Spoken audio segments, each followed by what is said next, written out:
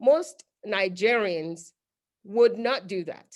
They would already have a plan. They want to get a PhD. We will all just go get a PhD without thinking, what does the market require? Is it a PhD that I need based on the market need? Or is it a certification that my market is calling for? Or is it skills? Maybe I just need a few skills. Maybe that's all I need. I feel like as a person, my competitive advantage was to have my portfolio defined, my career plan defined ahead of time, and understanding that as a biomedical engineer, without a PhD, I will not be a force in my field. And now going ahead to say, what is the right PhD to get? And what is the right major to venture into? And every step of the way, I always revisit my career development plan. Is it still working? Is it still following the Industry 4.0 agenda? And if it doesn't, tweak it a little bit, go back to that place, go and make sure I'm doing the right thing and keep moving. Another thing that have been instrumental to my success is my ability to actually be able to not hide myself. As a Nigerian, I grew up in a home where my dad told me all the time, you need to calm down. You need to tone it down. You need to not talk too much about your successes. If you don't talk about your successes, always going to talk about your successes. If nobody knows about the milestone you have covered in your workplace, if the only person who knows is your boss who is already feeling threatened because you're too smart, then how does the management knows about the progresses you have made to be able to say you are the right person to be promoted? In my little career experience, apart from being able to say I have the right key stakeholders understanding what I bring to the table and the milestones I've covered, I have also utilized the power of mentorship. I have been able to not only do the work and not have mentors. In my little career, I have had mentors who don't look like me. And not only having friends who look like me, all of us are Nigerians who are following each other. All of my mentors are either African Americans or white. Why? Because I need to understand the country that I live in. If I box myself and everyone I talk to just look like me, then how then do I own that country? And I've also been able to convert my mentors to my sponsors. As I look at my mentors, as I also help contribute to their work, I have seen that I'm able to convert them to sponsoring me, to nominating me for awards because they're exposed to my work, to say, Adi deserve to win that award. My question to you is, are you toning it down at your workplace? Are you toning it down? And what does that mean, toning it down? Are you toning it down and is that affecting your progress? Are you positioning as technology take over different jobs? I feel like if I didn't position myself in additive manufacturing, I wouldn't have climbed very fast in my career. But because this is a new field, this is going to be here for 30 to 50 years. First, I have job security. It's very new. So I currently live in the US and work here as a Canadian. And another thing that have helped me is my ability to see beyond. Our Canadian passport doesn't just offer us Canadian opportunities, it offers us everything that we see. Do you see a North American opportunity? It's possible. I got a job from Canada here in the US that gave me 250% increase in salary. That is possible because I'm Canadian. Are you restricting yourself because you're afraid of taking risk? Or are you thinking that, all right, I've come here, that's enough? I believe if you have come here from Nigeria, you have not come this far to come this far. If you already leave your family behind, your parents are already back home, you could have finished work every evening and go and eat pepper soup at Orile, but you chose to come and live in the cold Canada. Maybe there are other opportunities that we can challenge ourselves to harness. And you don't have to move to the US. Maybe there are other things, such as looking at what are the other things that I can do apart from working full time? Can I start a business? What are the needs in my community? What does the market need? Can I be the one providing that and really help myself grow beyond just 9 to 5. As a young person, I think I've been able to try a lot of different things. I've been able to self-advocate for myself. I don't wait for anyone to tell me I am awesome, I deserve an award. If I deserve that award, I am applying for it. I'm applying for it because I deserve it. My question to you is, have you been bold enough to put in an award and say, I deserve that award, I'm going to nominate myself? I want you to think about that. I want to tell you that RBC award that I won, I nominated myself. Why? Because I deserve it. Another thing that I feel like I have done on the track of self-advocacy is really understanding my career progression. Every 6 months, I meet with my manager to talk about, this is where I want to go in 5 years. This is where I want to go in 18 months. This is what I need. How do I get there? And how do you want to support me to get there? Are you challenging your boss or your manager to know, this is where I want to go? And are you asking for that help that your manager is actually supposed to provide for you to be able to get to where you are supposed to go? A lot of time, we are too silent to ask for things. We are too silent about our career plan. We leave the company to sit in the driver's seat of our career instead of us. Your career is yours. You should be the one who has a plan. You should be the one who have a career statement. You should be the one saying, this is where I want to be in 5 years, in 10 years. It shouldn't be the job of your manager to say it's time to get promoted. It should be your job understanding, what does it take to be promoted? If I'm fast, if I acquire that, then I should be promoted in 6 months and not 24 months because I deliver as a high achiever. Are you tracking all of those metrics? Or are you just praying? Because that's what our parents told us to do as Nigerians. Prayer alone is not going to cut it. I believe that as a people, for so long, we have been too scared to ask for what we deserve. We collect so many skills. We get PhD, we get another certification. Who asked you to get that certification? Did you have a meeting with your manager and they said that if you get that certification, you are going to get 30% increase in salary? No, you just decided to get it. Why? I believe that the company you work for right now, they're lucky to have you. Everybody deserves an opportunity to thrive. Are you thriving? It's almost December. I want to close by saying it's almost December. Are you thinking of taking stock? As a person, how I have been able to thrive yearly is doing a yearly review. In November, I take stock of what I have done for the year. And I spend December preparing for the following year. What do I need to do career-wise? What do I need to do investment-wise? What do I need to do elevating my career? And really put everything together in December and started executing from the following year. Lastly, how are you using LinkedIn?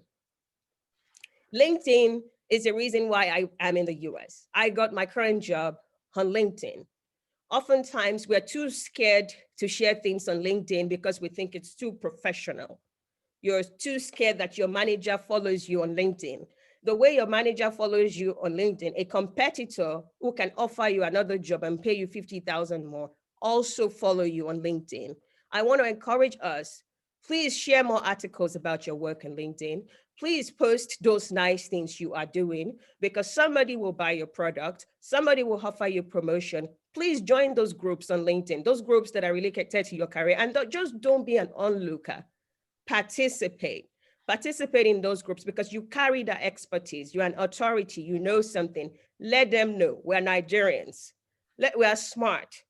I feel like it's time to do beyond. We're just too. I feel like one of the issues, we're too scared to put it out there. I want to encourage you to please put it out there, and I'll stop there. I feel like everybody is so older than me that I shouldn't be the one talking. But I want to stop there. I'm very passionate about Industry 4.0. If you want me to share a bit more, I have some slides. I'd be happy to just throw in 2 to 3 slides about how Industry 4.0 is affecting healthcare, how Industry 4.0 is affecting supply chain, logistics, finance, how it's affecting different sector, there is no going back. Industry 4.0 is only going to interface and intertwine with everything we do. We have to challenge ourselves to put a little bit of tech skills into our careers, because definitely this will help us with competitiveness. Thank you.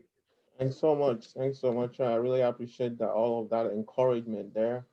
I mean, I can relate with a lot of things that you've said already. I mean, sometimes you want to post stuff on LinkedIn and you'll be wondering, what if my boss is, looking at what I'm posting, but I think it's about your personal branding. If you know what your branding it's all about, then you wouldn't really mind, it's your personality, it's part of your professional brand, so you should put it out there.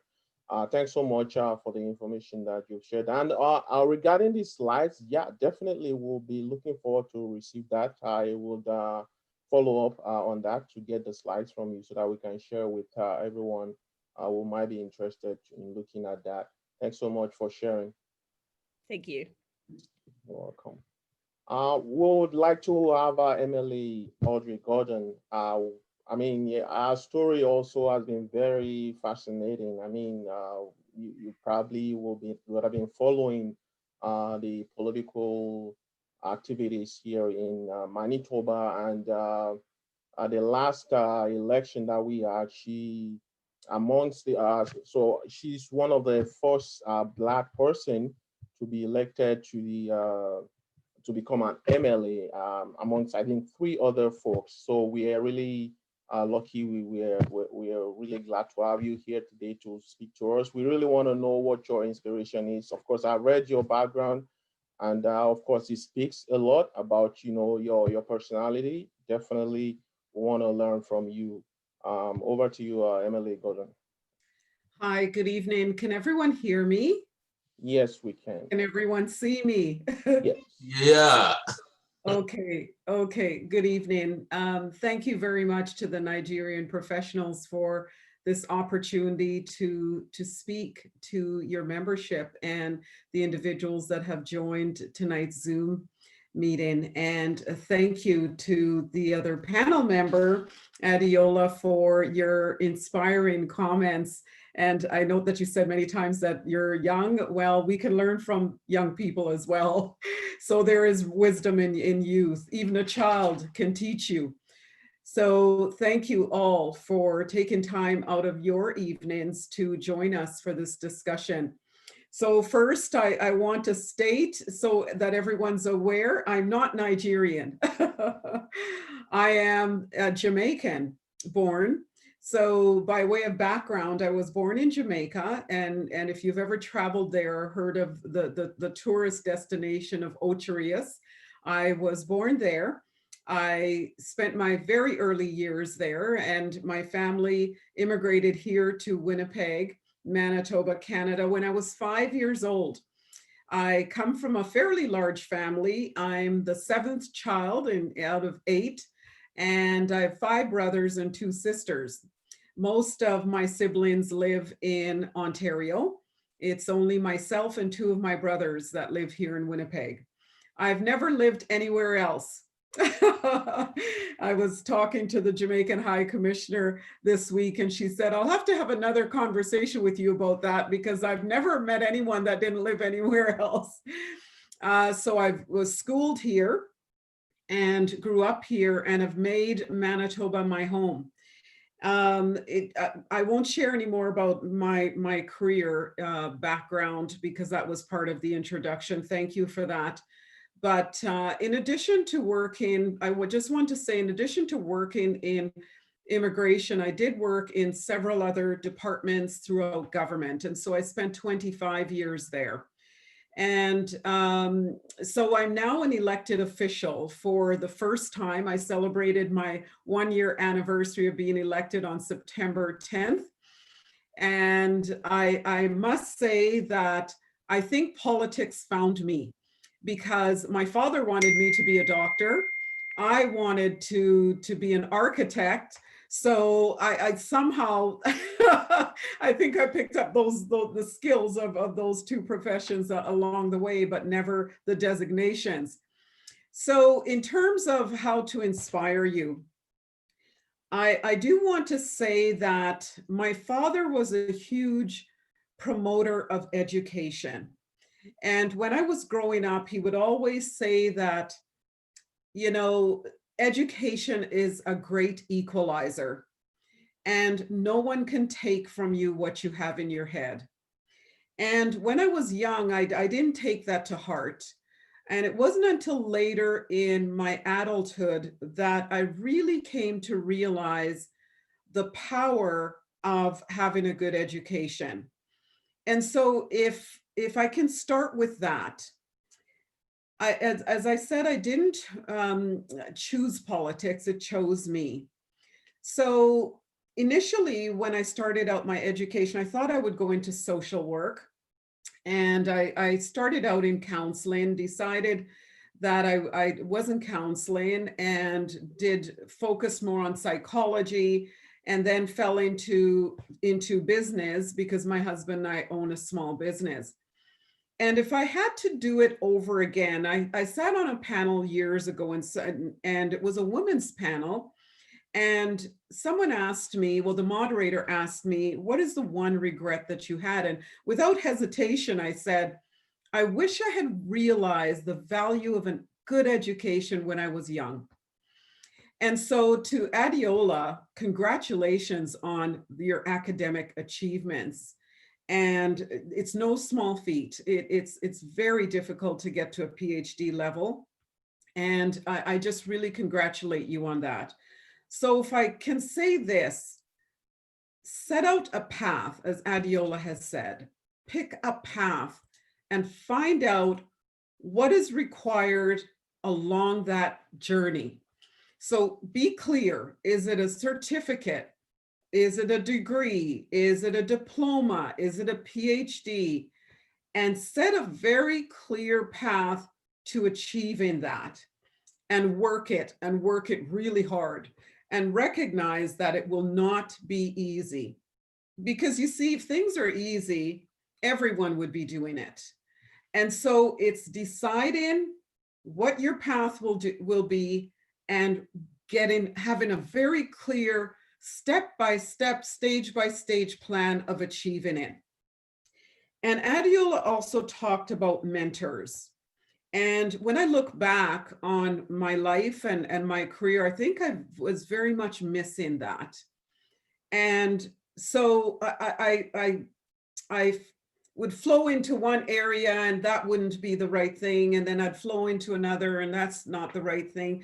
But mentors help you to stay on track and hold you accountable for the things you say that you're going to achieve. And I'm going to get into the world of politics because it's very different. And so having a mentor, I was lucky when I went into the master's program, the MBA program. That's where I found the beginning of my mentors.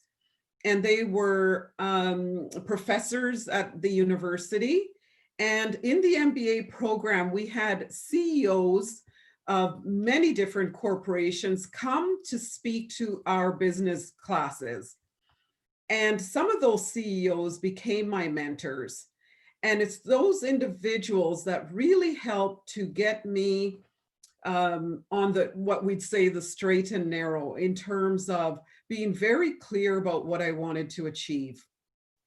One of the other things I want to touch on is, because I worked with newcomers and refugees and a lot of immigrants who settled here in our province from 250 ethnocultural groups and organizations. And one of the things that I think I bring to the table is that I have the lived experience. Even though I left Jamaica when I was very young, I still have that lived experience of having immigrated here. But then I have that lived experience of having been schooled here in the Canadian system and the Canadian way of doing things. And so I have the ability to be sensitive to the challenges that newcomers face when they come to this country. It's not easy. Some individuals adapt very quickly, and the younger they are, the quicker we could say they do adapt. And then some individuals really struggle with the cultural norms here, how things are done, how they're not done, what you say, what you don't say, when you say it, who you say it to. Because in our culture, in Jamaica, for example, there are certain things that are culturally accepted there, but they're not culturally acceptable here. And so I'm sensitive to those challenges. And so what I bring to the table when I sit down and mentor and talk with individuals is that understanding.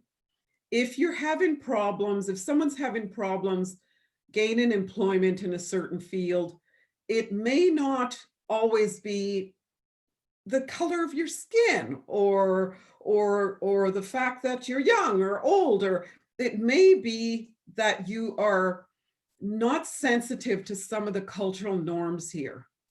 It's very, I wish I had half a day to talk about some of these things, but I realized this when I worked in settlement and newcomer supports.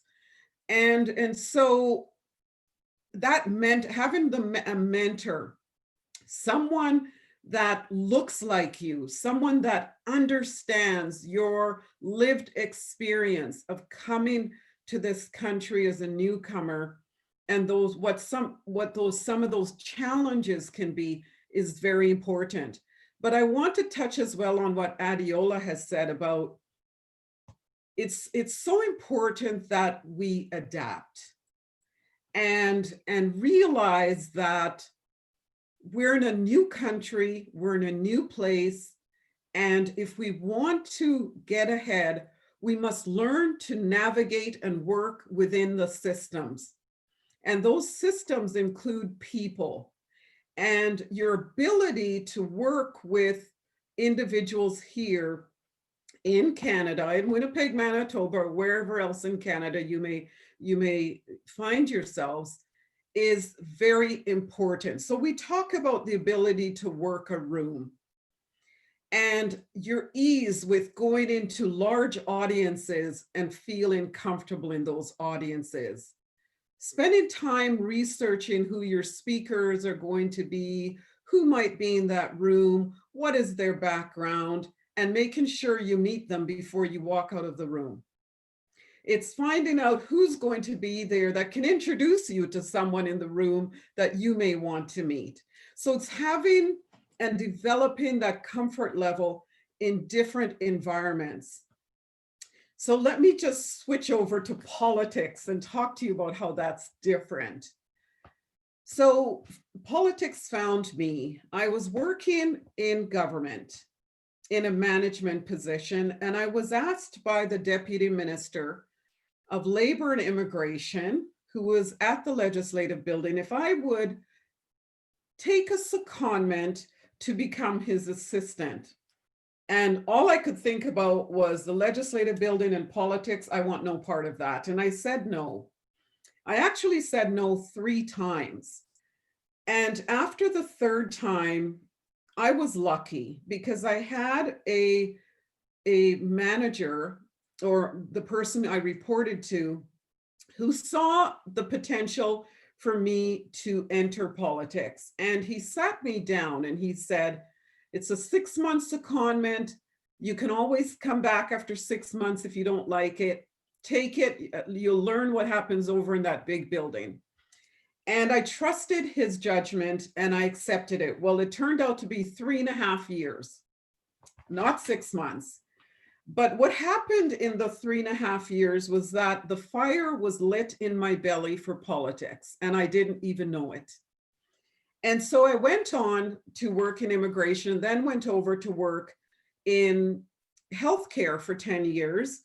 And what I learned at the Legislative Building helped me to understand what some of the issues were that we were experiencing in healthcare. And I complained constantly about it. And then finally I said, well, if I'm going to complain, I have to start thinking about solutions. And I saw myself as a solution in terms of running for election. And at that time, I had already worked on a couple of campaigns. I had volunteered on campaigns, saw how they worked, and decided, oh, I could do that. So I took a leave from my job and I ran in my first election in 2016. And at that time, there were about 6 or 7 candidates, and I ran against the Liberal leader and the NDP leader. So I was in a tough race. And no one expected me to do well. In a matter of fact, I'd heard several times that I was a throwaway candidate and I was not going to have a hope. Well, they did the first poll in the area of Fort Rouge where I was running. And suddenly my phone rang and the newspaper media wanted to talk to me. And I asked why. And they said, because we did a poll and you're tied with the 2 leaders. And so that area began to receive a lot of media attention because they never expected me to even come close to being comparable to 2 leaders of provincial parties. And what I'm going to say is that there is nothing wrong with not winning. And I didn't win, but I did. So I came second. I came within a little over 600 votes of beating the NDP leader, and I beat the Liberal leader. And what that did was it helped me to realize that every opportunity you get, even if you think you're a throwaway employee, a throwaway candidate, a student who won't complete a degree or a diploma, a certificate, yes, you can. And you have to go into that opportunity, giving it your best and excelling for yourself and for your community. And so when the opportunity came up again in 2019, when the Southdale constituency became vacant, I decided I would run for a second time. And as you know, I was successful. But what the loss in Fort Rouge did for me was it helped me to really remain humble and to understand what I had done right and what I had done wrong and what I could improve upon.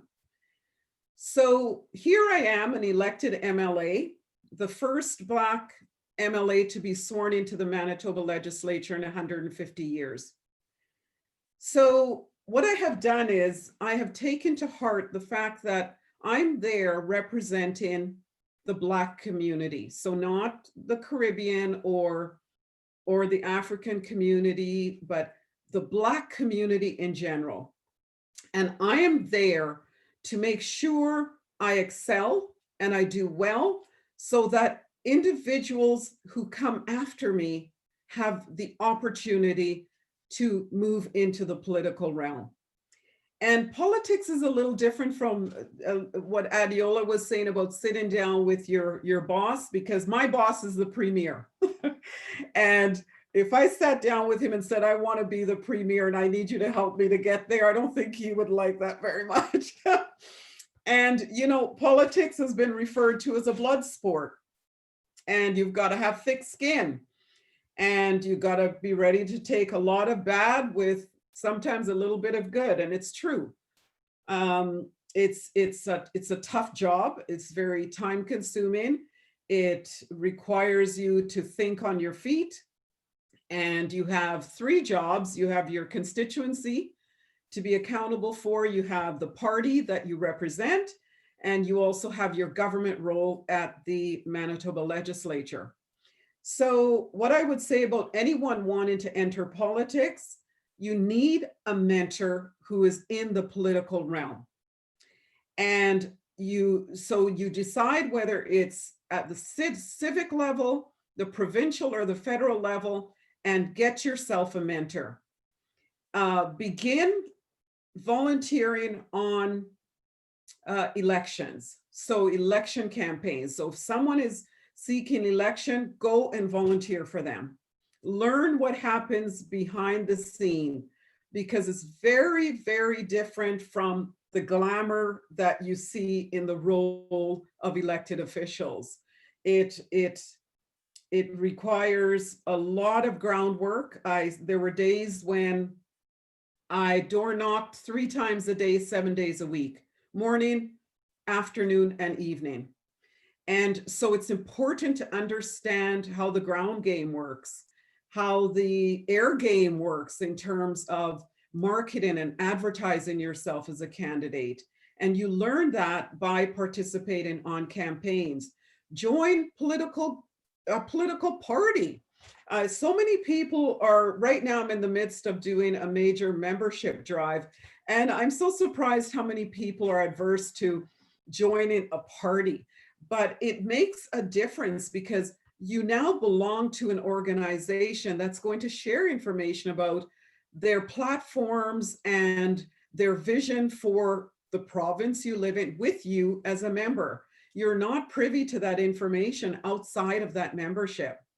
So join, become active, attend their events, attend breakfast. I'm so surprised. There are times I go to gala dinners because it's part of the expectation, the premier's gala dinner or the government's gala dinner, and I look around the room and I don't see any Black people, and I think, oh my goodness, where is everyone? Because they will talk to me about what the issues are, but then I said, but why wouldn't you come to the breakfast with the premier or the gala dinner with the premier, and when he's walking around the room, you ask him about some of your concerns. You tell him about your concerns. You share openly.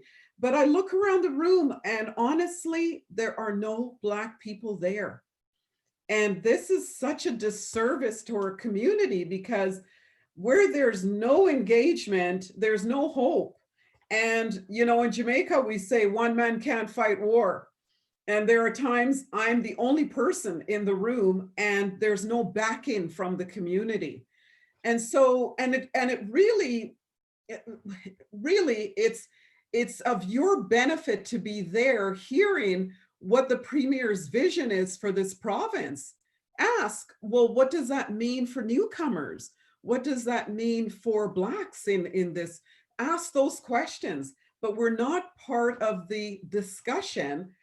And so is it just, when I step down, what does this mean?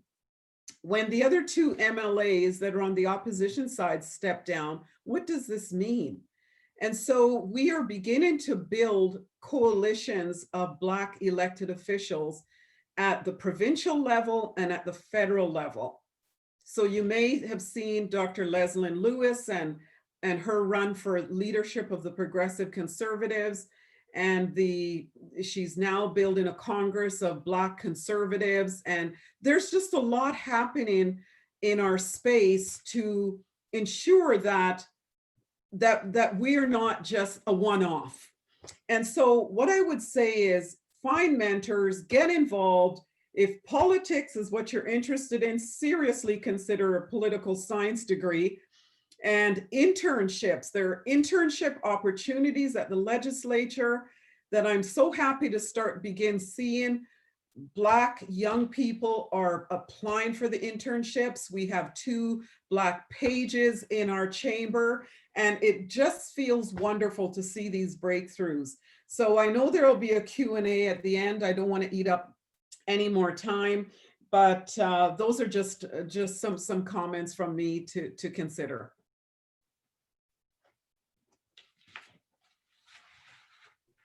Awesome. That is really great. I was writing a little bit of a note here myself, so I'm sure a lot of the folks who are listening are really inspired by a lot of the things you have said today. I hear mentoring twice. I heard it from Dr. Olubamiji.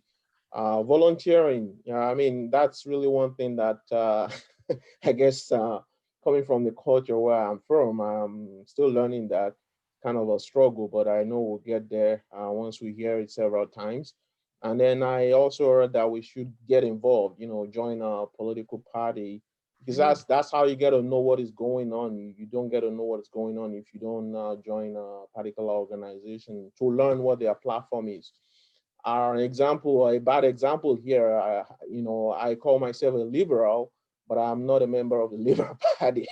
So just an example there for you. And I don't know what is going on there, so that's just the way it goes. If you don't join a party and you claim to be a member of that party, I mean, it's really not working. So I really very wonderful insights there on how to get involved in politics, if that is something that you really want to get involved in. And I think we can move now to the question stage. We can have the questions by, if you have a question, just raise up your hand. There's a tool there I think you can use to raise up your hand, and we can pick it, and then have you muted so that you can ask your question. So the question will be open to both Dr. Ubamiji and Emily Odrigoda.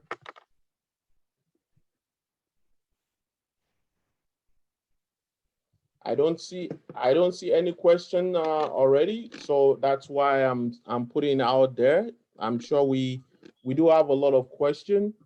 So go for it. If you have a question, just let me know by raising up your hand. Yeah, I think somebody here, Mary Awutunde.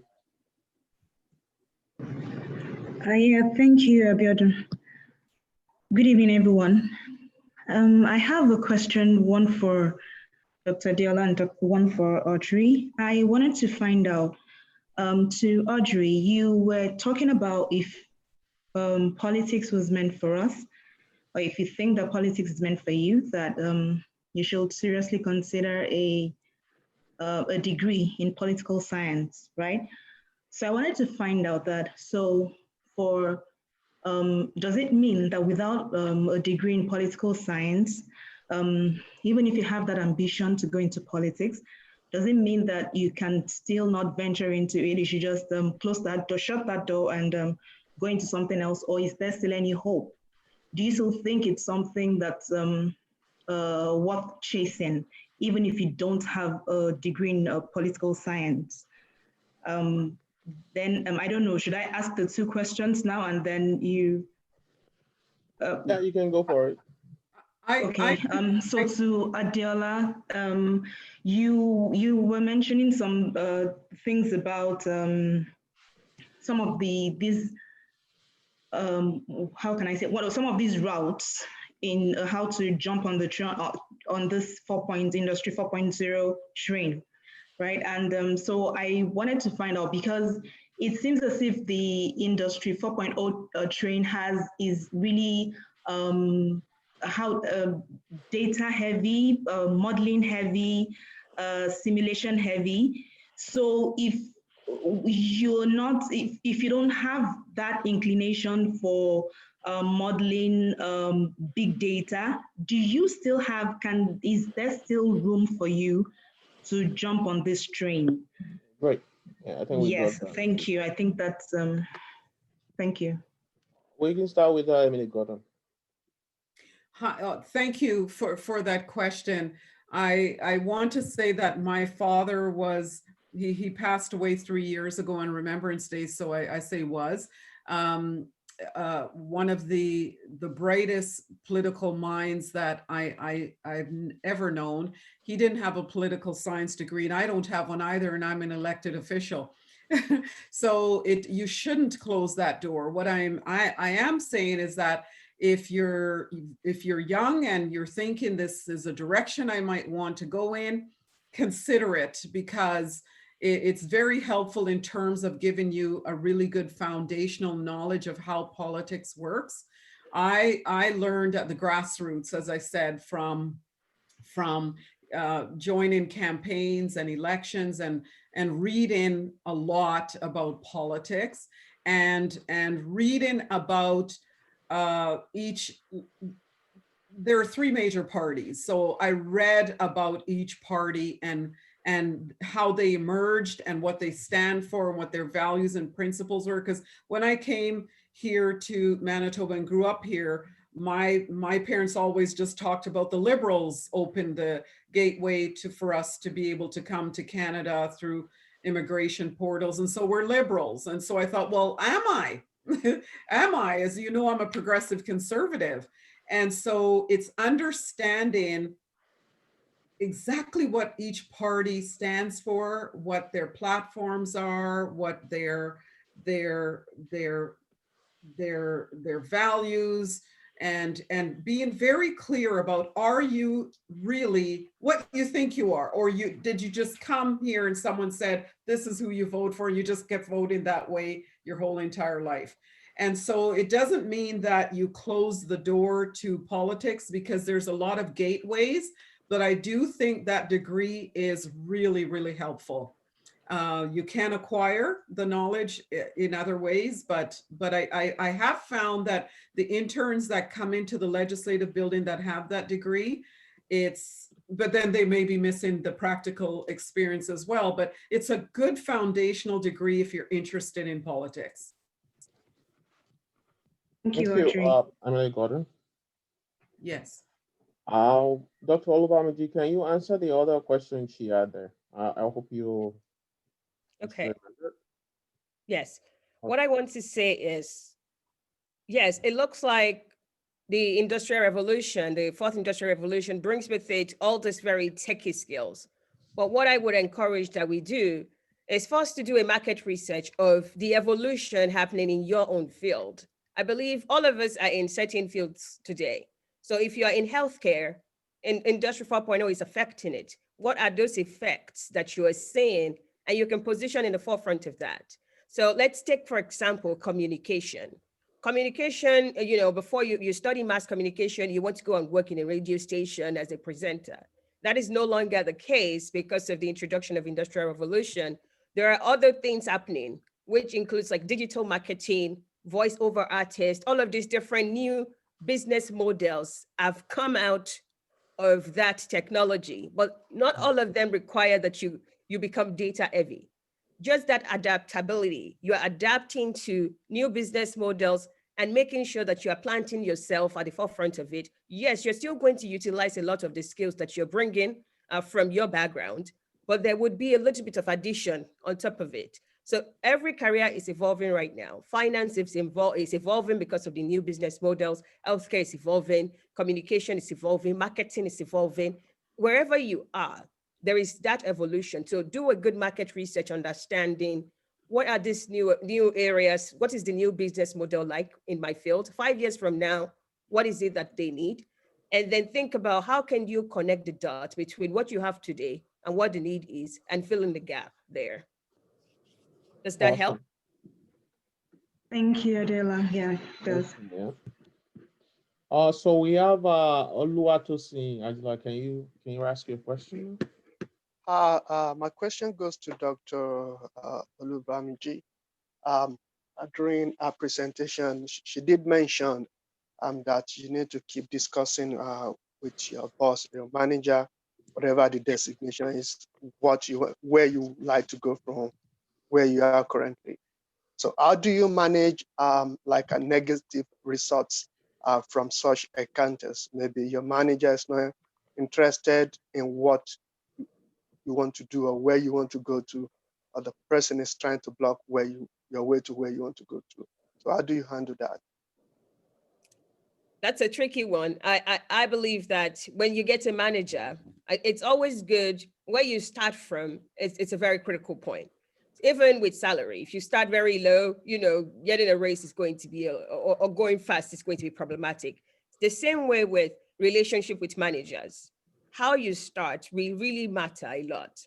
So let's say there's already a problem, the person and you are having issues. You need to get to the root of that first before you start to discuss what a career progression is. One thing that I find that works is that every company has a focus project, a project that has visibility to management. The management, they're investing in this type of projects.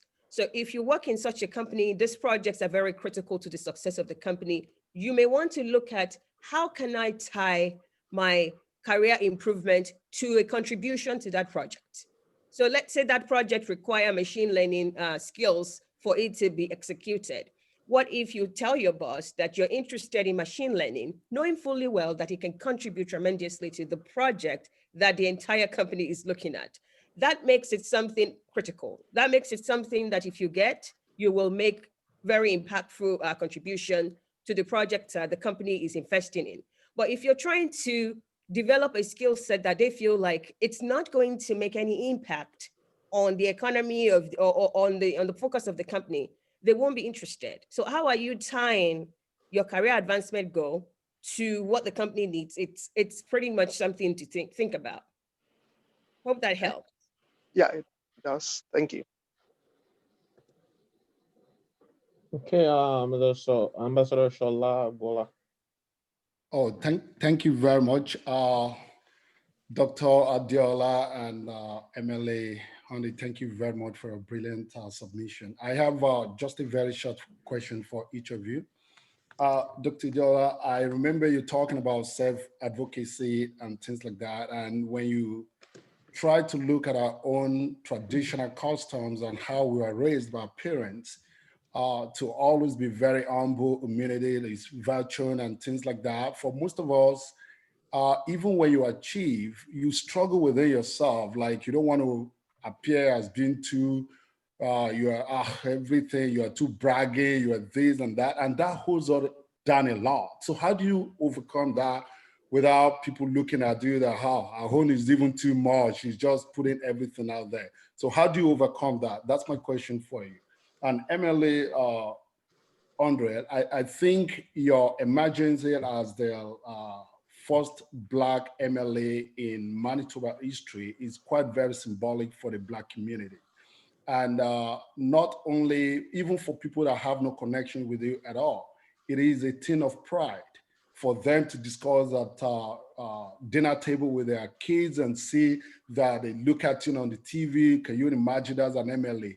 But you know, how do you manage the experience of what you just mentioned, realizing that even the Black community that you seems to, one of your motivating factors to go into politics, you do not have support from such community. How do you overcome that? And how do you want to translate that to an encouragement? Thank you very much. Thank you. That's a really good question, because we are taught as we're growing up to be seen and not heard, to be humble, to, you know, cower, keep your head down. And Canadians are not like that. If you watch any hockey game with a Canadian, you know they are just out there. So in politics, you cannot win an election without bragging about yourself. Because every time you go to a door and you ring the doorbell or you knock on the door, you're selling you. You're selling your party's platform, but you're telling them why you are a better representative for the area than your competitors. So you get over that really fast or you're not going to win. But you're sharing the information about yourself with them so that it makes a difference in their life. So how will I be able to make a difference in your life as an individual? So there are times when you're still being humble about it, but you are bragging about yourself. And it depends on the forum that you're in and what you're being asked to discuss. Like there are some panels, when I speak on the panel, I never talk about the fact that I was born in Jamaica, or because they want to hear from me at a different level. So it depends on the forum you're in, but we need to get over that somehow, because if we don't toot our own horn, who's going to do it for us? Because when I ran, there were no Black elected officials in Manitoba. So there was no mentor for me to go to and who would toot my horn or pat me on the back. So one of the things I've been blessed with is I'm very intrinsically motivated.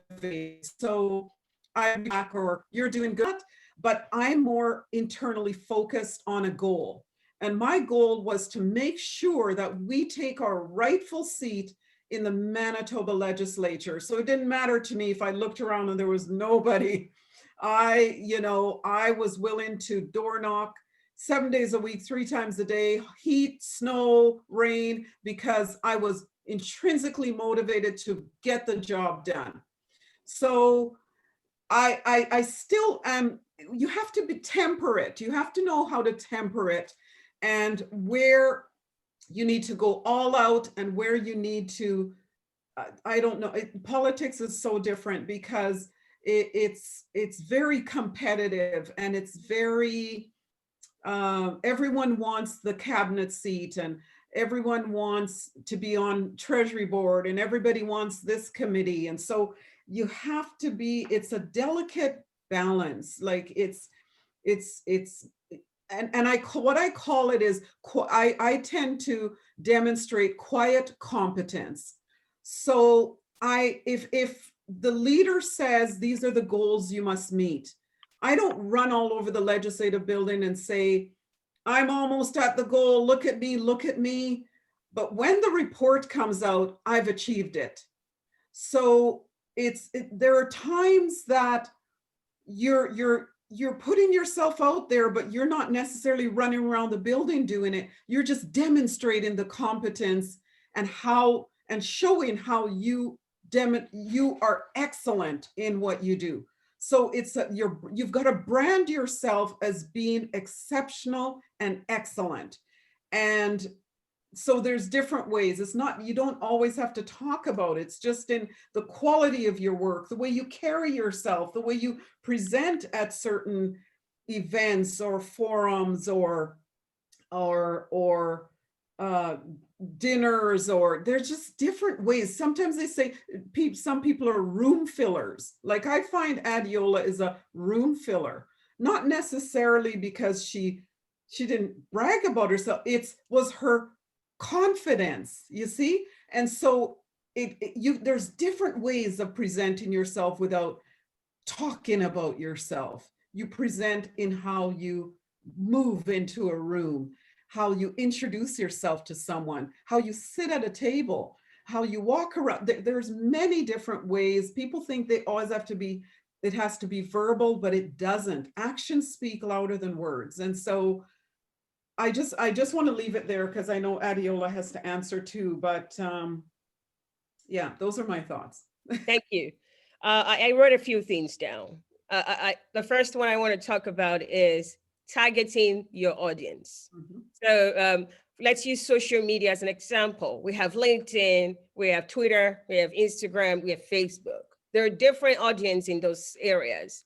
You have to measure what information should I share where. Right. So I can't share, there's some posts. If I want to post it on LinkedIn, it has to play this way. When I take it to Instagram, I tweak it and change it to the Instagram tone and make it something that is acceptable to that audience. I believe that one of the things that I have told myself every day is, what will Brandon do? This is what that means. So if I was white, I'm 35, I have a PhD, and I'm a subject matter expert, and I am 6'3". What would Brandon do? That is Brandon. So every day when imposter syndrome kicks in that I shouldn't brag about who I am, I think about Brandon, and I think if Brandon has everything I have, first of all, he probably would get paid more than I'm paid. Secondly, he's going to sit at the table, the head of the table. So every day I tell myself that I earned all of these things, all of it individually, I earned it.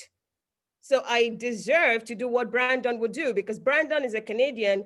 If he goes to the washroom, he's going to brag about it. He's going to put it on LinkedIn. He's going to package it professionally. And so everybody knows Brandon. He's very influential. They think he's very smart. So are you going to ask yourself that question? What will Brandon do? I ask myself that. I know Brandon is going to toot his own horn. So I'm definitely going to toot my own on, but I'm going to be strategic based on the audience that I have. I'm going to think about what is the amount of bragging and how do I package that bragging so it's appropriate based on who the audience have. I also do another thing very well, is because I'm a Black person, I'm young, I'm a woman in engineering, in manufacturing, where how they call it is the old white boys gang. The people I work with, all older than me, my father's age mate, all white, born and raised in Indiana. How do you become a subject matter expert? External influence is very critical.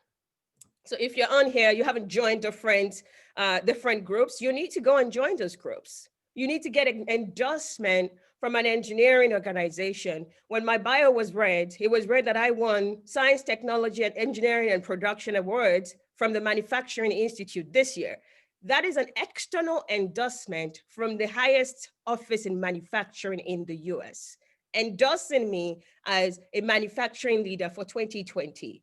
If you are endorsed that way, wherever you go into, people will respect you because there is a higher office outside influencing the amount of respect that you get. I feel like everyone deserves to think about what strategy should I use to kind of be able to promote myself, to not brag, but brag. You know what I mean? Like get those external influences bragging on your behalf. A couple of days ago, a couple of articles were published, toronto.com, all of those places, with my face plastered on it. University of Saskatchewan this month, they have featured me in articles, they're reposting it every time with my face plastered on it. My boss is on my LinkedIn, so I need to put it in her face. She needs to see it. That is me bragging indirectly. What does that do for you? So if you work with someone, that person cannot terrorize you. They can't be too racist against you because you are very influential outside. They'll give you the respect you demand without you demanding it, because that external influence allows you to, it's like they're a little afraid of you, but they're not afraid. They respect you a little more because external forces endorse you. So who is endorsing you? Where are you volunteering? Who are you talking to? Which organization do you belong to? What awards are you getting? All of those endorsements really play a big factor in your bragging right. It's called indirect bragging, right? Because you're not the one bragging. Other people are really talking about you. But really, I feel like before you brag, think about the audience, think about the amount of bragging that is enough for that audience, but always ask yourself, if I was Brandon, what will he do? Thank you.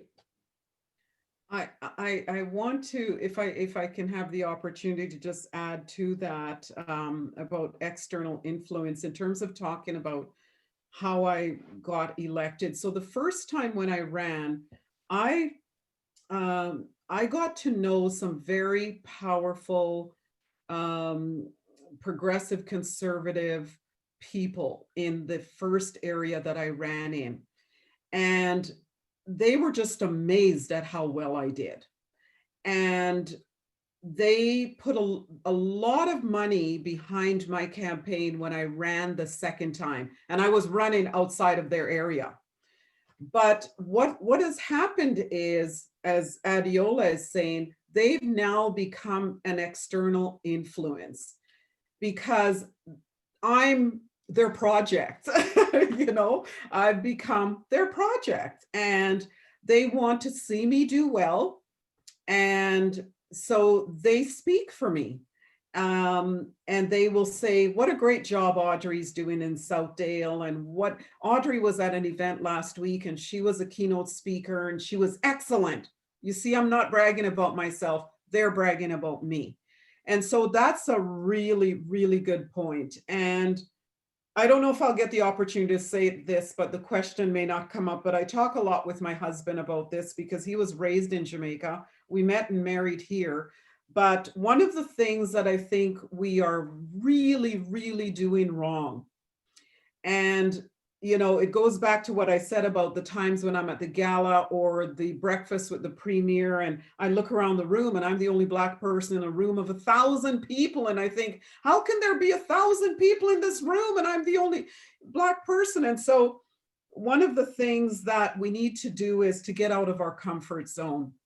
And I always say that I'm not sure how it's possible that we could live in a country where the majority is Caucasian white people, and we have not one white friend. I'm always so surprised when people say, all my friends are Black, all of them are from Jamaica, all of them are from here, or all of them. And I think, well, how are you growing? Like if you now want to move into a CEO position in this country, how are you, when I sit at the table, how are you going to talk about the subjects that I want to discuss? Do you know what the hockey score last night was with the Jets? Do you know what the Bombers' scores were for the last few seasons? Who's the quarterback? Because when I'm relaxing and I'm outside of my CEO position, that's what I want to talk about. And so I say to people, have you ever tried golfing? Have you ever tried ice fishing? Have you ever tried? And they look at me and they say, well, we don't do that where I come from. And I said, you're not there anymore. You need to realize that you've made the move and your body's here. You need to bring your mind here, because that's what this, and I always talk to my husband about this, and I just drill it home all the time to our community. Unless you're going to pack up and move back, you had better start to embrace this country, because you will not get anywhere. I am telling you, you will not, because they can't relate. And it's relatability that they're looking for. Can you relate when I talk about curling, and can you relate? And so we have to become more relatable. And that requires getting out of our comfort zone. And many of us don't want to do it. And it's time that we do it, because the next time I turn around at the Premier's Gala dinner, I want to see several tables with people who look like me. Thank you. Thank you. Can I add something there? So I am the founder of STEM Hub Foundation, a Canadian non-for-profit, and I live in the US. That non-for-profit is serving Canadian young people and professionals. Some people wonder, in the last 3 years, how many awards have you won? Maybe 10, because I have that non-for-profit. Not only because of the technology that I embrace, but because I give back to the community. And I must tell you that some of those awards, the people who nominated me for it, I met them in the process of volunteering for whether STEM Hub or HSI or Africa Acts, all the places that I volunteer, Red Cross and those people. You will be surprised who you would meet at those events. And from that, relationships are created. And some, I'm a mentor. People pay me $200 per hour to talk to me. My mentors are C-level executives, VPs, executive VPs that I met volunteering. They look forward to me coming to ask for help. Why? Because they feel like I contribute to the community. I'm a superstar. Everybody wants to be the mentor of a superstar. So they know this is a rising star I need to support. But the biggest factor concerning all the publicity that I've gotten is my contribution to the Canadian community. Now I want to address us. Every Nigerian that wants to volunteer for us, they ask, what is the need for you? Or what is the need for me? So why should I do it? You do these things for your own career advancement. You do it because you are looking to connect to people who will help you later, and you may not even know. The STEP award that I got nominated for this year, a person that became my mentor was the person who went and pushed Cummins to nominate me for that award. I met him volunteering for HSI. He became my sponsor at big tables. I feel like the time you spend on social media, instead of putting all your volunteering in church, volunteer for organizations supporting kids, supporting other people. Church is not the only place that needs volunteerism. And the benefits that you get out of it when you go out of church is a whole lot more than you get from when you volunteer in church, apart from heaven will bless you kind of thank you. I want to encourage us to spend a few hours weekly, even if it's an hour or 2 hours, go do something outside, beyond your 9 to 5, beyond the business you're creating. Do something that doesn't give you anything back. You will be surprised how much you get back in return. I believe without founding STEM Hub, I will have no single award. Nobody will hear my name. But because of those kids in downtown Toronto, in places where gunshots are being shot, that we are going out to teach STEM every weekend, because of professionals who come and join us every Saturday and learn free STEM skills. because of the influence we are having in their lives. People realize that there is need to nominate this person for awards. There is need to contribute to, and I must tell you, I have had access to CEOs of tech companies downtown Toronto who wants to help STEM Hub. Will be having meetings with me. Do you know what that means? If I need a job, if I need to introduce someone, if I need to send a resume, I have their personal phone number. The things we do for our community usually come back around to do way much more for us. Yes, it will not pay you money, but it will pay you influence. It will pay you connection. It will pay you free mentorship. Please, let's try, because we need to do this, and it would help you way more. Yes, you don't have to always just volunteer for non-for-profits. If we don't get our voices heard, we have over 60,000 Nigerians in Canada. I understand, coming from Nigeria, what it means to be patriotic is broken in us. We're not patriotic. We don't carry our flags. We now live here. We have an opportunity to say something to our leaders, and they truly listen to us. I know we came from a place where nobody listened to you no matter what you have to say. Here, they listen to us. They want to hear us. Please, let's go out. Let's go. And I'm not presently in Canada. If I am, I will be voting. I'll be talking. I will be speaking up. They say we should Sorosoke. Let's Sorosoke here in Canada as well. We need to do that. Thank you.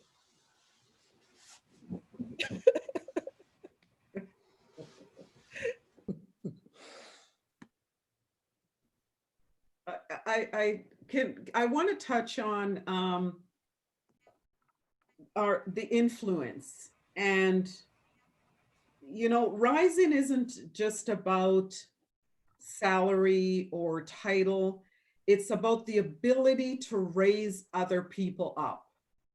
So at the time when I decided to run in this election, I had decided I was going to retire, and I was telling everyone I'm a sunset. I'd even requested the forms from the pension office. And then here I was running the election because I saw the need to break the glass ceiling at the Manitoba legislature. But more than that, the things that I've been able to do for my community are just, I can't even begin to state. They are finally seeing the importance of having a representative and what it means for the community and for individuals and for young people. The boards that they now sit on, the grants that we're receiving, because no one knew about the grants before because there were no representative, and so the grants, now we're at tables we were not at before. And as I mentioned, I left Jamaica when I was young, but I've gone back every year. And now I'm on the phone talking to the Jamaican High Commissioner. If I had stayed in Jamaica, I would never have met the Jamaican High Commissioner.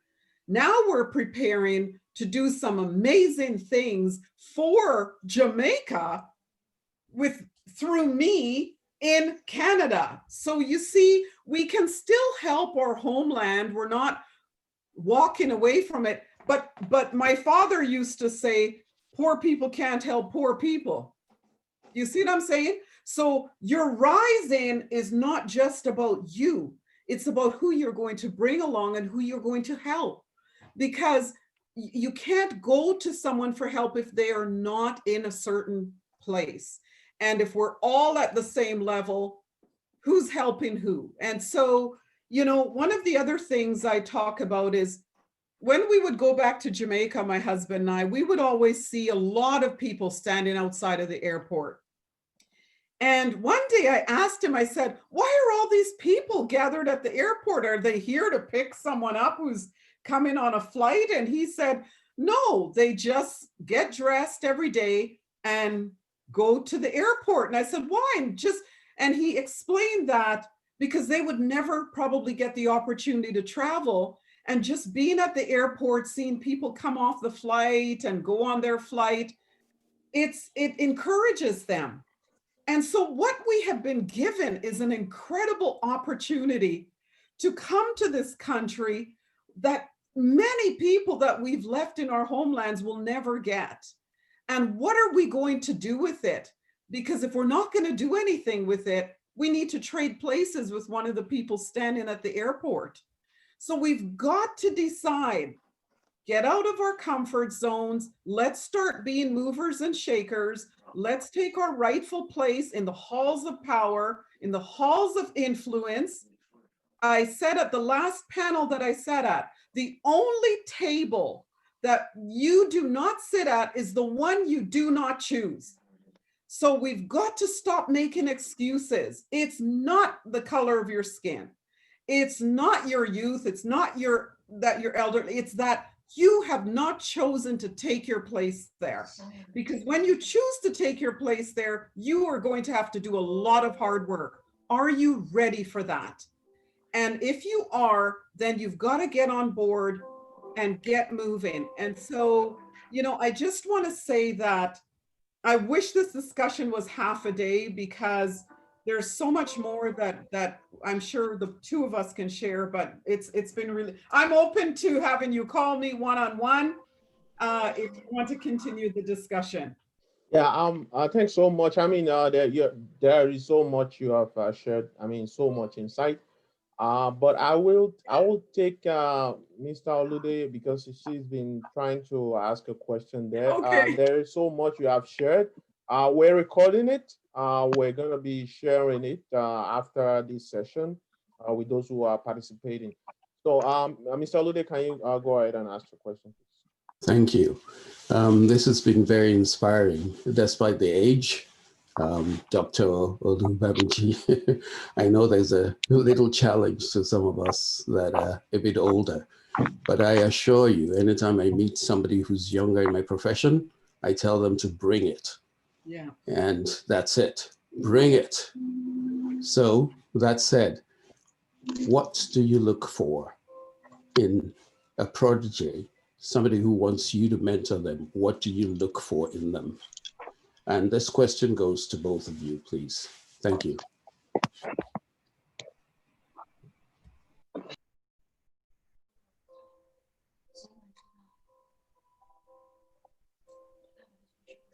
Do you want me to go first?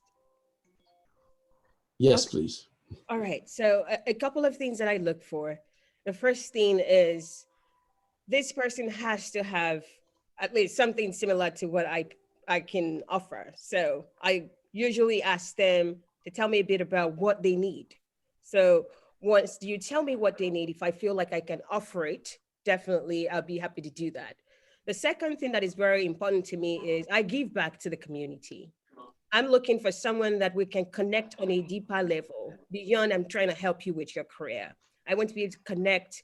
I want to be able to help you so that you can help others.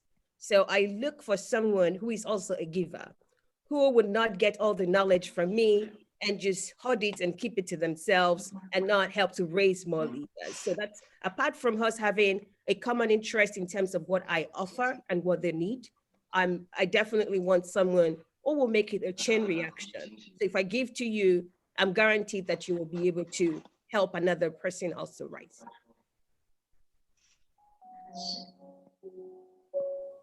Yeah, So what I look for is desire, so that the person desires to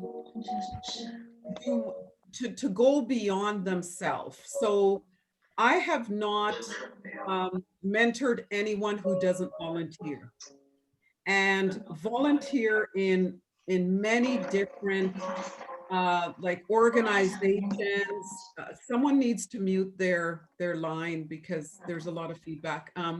So volunteerism tells me that you're willing to get outside of yourself.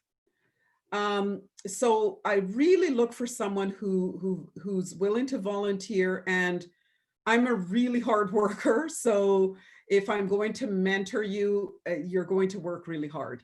And so those are kind of the two key things that you are volunteering, giving back to your community, and you're willing to work hard and learn. Thank you. Lastly, I want to mention teachability, someone who is teachable. Sometimes my mentors are older than me, or my mentees are older than me. But when you come in, really, you're hungry for it and you're ready to actually be challenged and be teachable, it makes the relationship a lot easier. Thank you so much. Thank you. Dr. Lano has a comment there.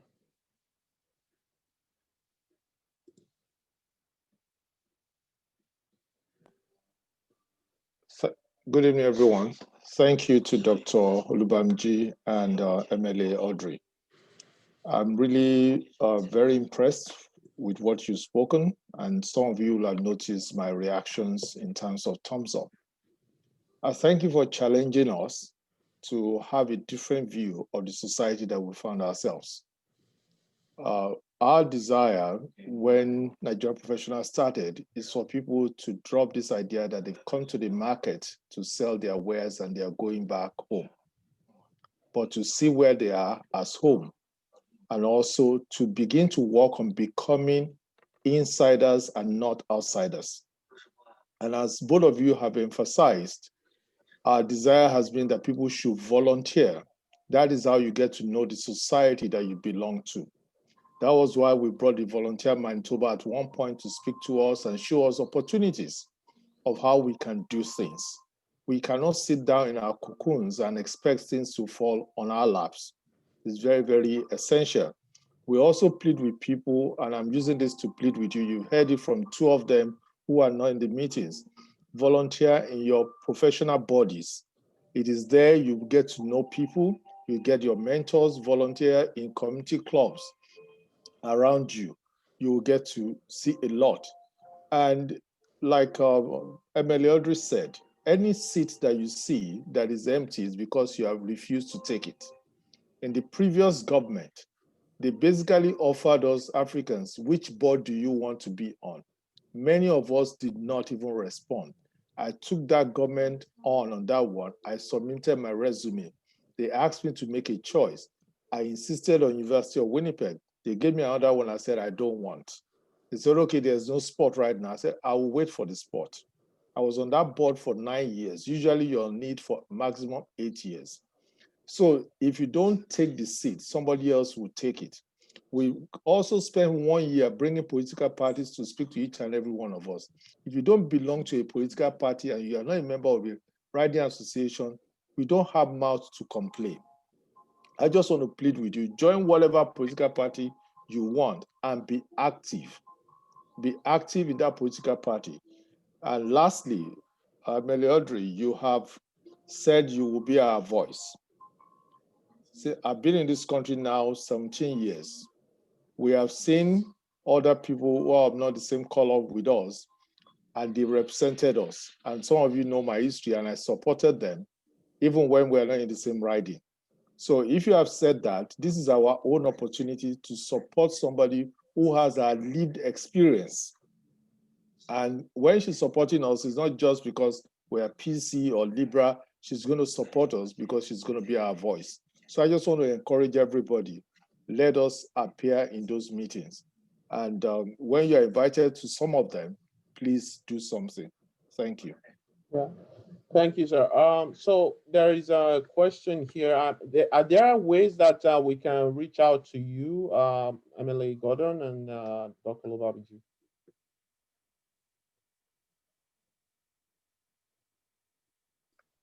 Yes, so you can share you're welcome to share my constituency office contact information. So for those who want to jot it down, the phone number is 204-415-7397.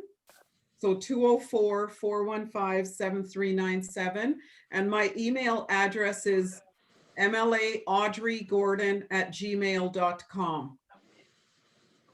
Thank you. You're welcome.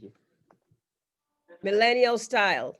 Find me on LinkedIn, Twitter, at LinkedIn, Adiola Olubamiji, Twitter at AdexMe, Facebook, Adiola Olubamiji, Instagram, at Dr._Olubamiji. I'm very active on Twitter. We've been doing NSAS protests there. I'm an online protester. You'll find a whole lot of my posts interesting. Feel free to tweet at me, send me a DM. I run a consulting company, so we can make it professional.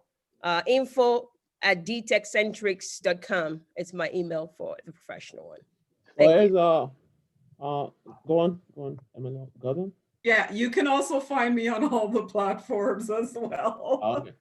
Yeah. On social media. So I've got a Twitter handle. I'm on Facebook. Under my handle for Twitter is @Audrey Southdale. I'm on Facebook as well. I've got the Instagram. I'm on LinkedIn. The only reason I say try calling or emailing me is because the life of an elected official is just it's really hectic. So it takes a lot longer if you are sending me like a Facebook message or LinkedIn. I'm easier to reach by email or calling, and I will call you back. I promise. Okay, so we have a last question here. I will just allow this one because the person has been here for some time now. That's Regreshala Olubun. Go ahead. Yes, can you hear me? Yeah, go ahead. Thank you very much, Dr. Adiola, for the insight and encouragement, and MLA Audrey Gordon. It's a privilege to have you on board. And I recall, was it 3 AGMs ago, MLA Audrey? I was at the AGM at the Convention Center. I'd been volunteering with John Race and Norbert. And it was just 4 of us that were people of color in there. Yourself, I saw how active you were, Auntie Kenny, Daudu, myself, and I think Mama Dukar. So all what you've spoken about are things that, I've come to appreciate and, want to thank you for so far you've been helping us with. I just want to use this platform to solicit for your audience and support. It was during when NPIM brought the political parties to speak to us that I volunteered with the Conservative Party based on the values we have. And in the little time I've been, I've volunteered at that platform as a vice president, outreach and membership. And during the last election, I was equally active. And we did the few we could do to assist you. Currently, we're trying to set up, we were reached out by the Association of Black Conservative National Body in Ontario and Alberta. They were the association that helped Casey Madu to become MLA Edmonton West, and is currently the Minister of Justice for Alberta. We were reached out to in Manitoba to set up same platform for us to have a voice and a tool where we could strategize together and formulate policies that would, impact the people of color, the Black conservative particularly. I'm just using this platform to seek your indulgence to reach out to you later at the course after this meeting for us to, talk more based on the experiences and the insights you've given us today. I will appreciate that. And Dr. Adiola, we appreciate how far you've been helping the community, and we hope we'll connect with you beyond today. And we're so sure we have so much to still do together. Thank you very much for the audience. Thanks so much. I mean, this is a very wonderful session we have here today. Well, I would really thank you, Dr. Oluwamiji and Emily Audrey Gordon. I think it's been suggested that we should have Emily Audrey Gordon again. Well, we'll be looking forward to that. Hopefully, one of our sessions on politics, we probably would also be looking forward to have you. But without further ado, I will have our president to give a vote of thanks, and then we will close it from there. Yeah, thank you, Biodun. Great hosting. I want to thank everyone, but most importantly, I want to thank Dr. Adiola Olubamiji. We appreciate you for sharing your thought with us and for also letting us know that we already have what it takes to be great in this country or anywhere in the world. That all we need to do is just to package ourselves and as a professional to position ourselves, and to look for mentors to be able to be where we ought to be in this land. We also appreciate MLA Audrey. We thank you for your thought that we need to brag about ourselves and that we need to volunteer, we need to be out there, that the only seat that is available is the one that we refuse to sit on, and that we need to brand ourselves in such a way that we show us to be excellent and exceptional personality. Thank you for letting us know that we need to be relatable and to volunteer. We thank you very much for tonight. Thank you for your time. And we believe that when we call both of you at another time, you will heed our call. I want to thank everyone on this call tonight for our punctuality and then be part of this, this meeting. I also want to appreciate the Executive Council that put this together. Most importantly, our host today, Biodun, okay, the incoming president. Thank you, everyone, and we appreciate you for coming. Thank you and good night. Thank you. Thank you so much. Have a good night. Thank you. Good night. Good night. Thanks. So much. Good night.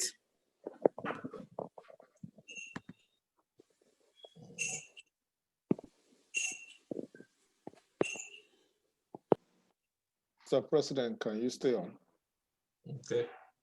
I'll just call you directly. All right, sir. All right. Yeah.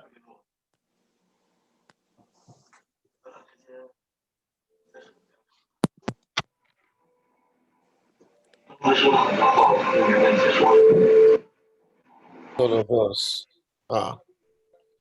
Okay.